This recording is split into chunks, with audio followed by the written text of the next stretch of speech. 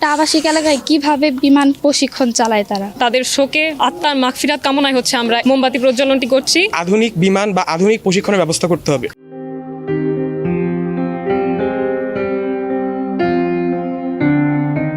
একটা আবাসিক এলাকায় কিভাবে বিমান প্রশিক্ষণ চালায় তারা? আমি এদেশের কাছে প্রশ্ন করতেছি যে 1975-76 সালের বিমান কিভাবে এখনো এই দেশে চলতেছে, কিভাবে এটা দিয়ে প্রশিক্ষণ নিচ্ছে এখনো?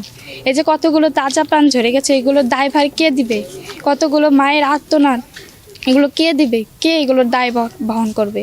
ঢাকা সিটিতে বিমান বাহিনীর ক্যাম্প রাখা মোটেই আমি মনে করি যথোপযুক্ত নয়। তো আজকে আমরা গোপালগঞ্জ সরকারি কলেজ বিজ্ঞান ক্লাবের শিক্ষক এবং শিক্ষার্থী এই উদ্দেশ্যে এখানে একত্রিত হয়েছি, যাতে সরকার এদিকে দৃষ্টি দেয় এবং যারা নিহত হয়েছেন এবং আহত হয়েছেন দ্রুতই যাতে তাদের ক্ষতিপূরণ সরকার নিশ্চিত করে।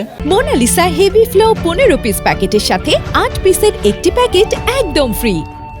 আশা করি পরবর্তীতে এটা সরকার এখান থেকে শিক্ষা নেবে, যাতে এই যে এতগুলো আসলে স্টুডেন্ট মারা গেল, ছাত্রছাত্রী, এবং এদের দেখবেন ম্যাক্সিমামই খুব অল্প বয়সের। এরা হয়তো মা বাবার কোল থেকে মাত্র শিক্ষা প্রতিষ্ঠানে আসছে, এমন ছাত্রছাত্রীও আছে।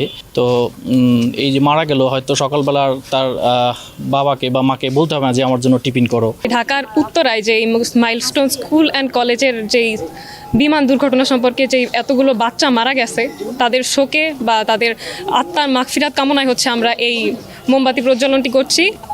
আর আমরা চাই যাতে এর সুষ্ঠু কোনো বিচার হয়। আমাদের যে অ্যাভিয়েশন ইউনিভার্সিটি আছে, তারা কোনো যদি ড্রোন বানানোর উদ্যোগ নেয়, বিমান বানানোর উদ্যোগ নেয়, সেখানেও কিন্তু সরকারি কোনো সাপোর্ট পাওয়া যায় না। এটা আমরা খেয়াল করেছি। সো এটাই আমাদের বিমান বাহিনীর উপর জোর দিতে হবে। সেখানে কোনো দুর্নীতি থাকলে সেটা প্রতিহত করতে হবে এবং আমাদের আধুনিক বিমান বা আধুনিক প্রশিক্ষণের ব্যবস্থা করতে হবে।